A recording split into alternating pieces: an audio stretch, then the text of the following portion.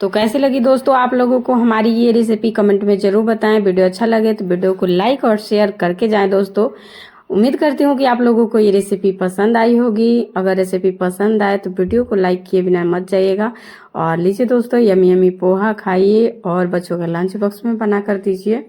कहाँ से वीडियो देख रहे हैं कमेंट में जरूर बताइएगा। कौन सी रेसिपी आगे वीडियो में चाहिए आप लोग जरूर लिख के भेजिएगा, ताकि मैं उस रेसिपी को आप लोगों के साथ शेयर कर सकूं।